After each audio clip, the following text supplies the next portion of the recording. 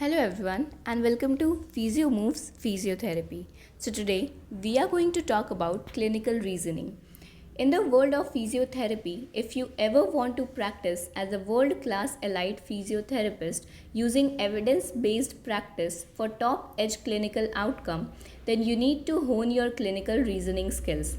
Without clinical reasoning, all practitioners are no more than a technician. Sorry to say that. Clinical reasoning is inherent in Australian physiotherapy. It is part of the legacy of Geoff Maitland's work and is probably one of the main distinguishing features between Australian graduates and those from many other countries. The opposite of reasoning is a pure algorithm approach. A reasoner, for example, would look at a patient with tennis elbow and reason things related to what structures may be involved, what processes could be involved, what kind of person is experiencing the tennis elbow, what kind of environment is that person experiencing the tennis elbow in, etc.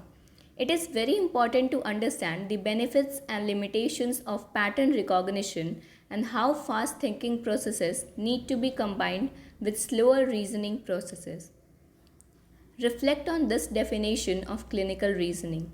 The clinical reasoning process is the application of relevant knowledge, information, procedures, concepts, and clinical skill to patient management on an individual level.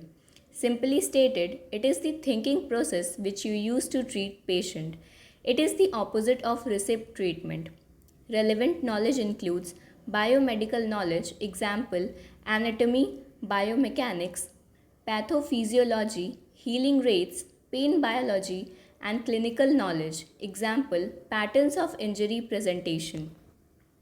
Clinical skills.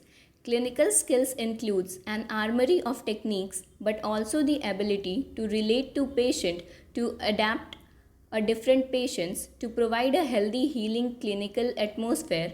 This includes a placebo if you make a wide definition of what placebo is. Patient management. Patient management. It is worth reflecting on a word management. Some pain states may never go but can be pushed back into the deeper brain recess. So, the pain neurotag in the brain becomes less sensitive and less context evoked. Individual levels. Individual levels reasoners have respect for the individual neuronal circuitry of patient and their individual circumstances. Clinical reasoning is something which could be considered at both professional and individual patient level.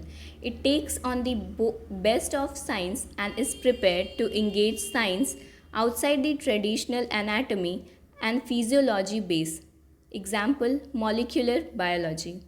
It takes on the best of current therapies, ideas, information from various groups and schools of thought, and it must include the best of the patient in the overall management. Here, the patient is seen as a person who is included in the management right from the start, not just a person who has come to be cured. Thank you for watching this video.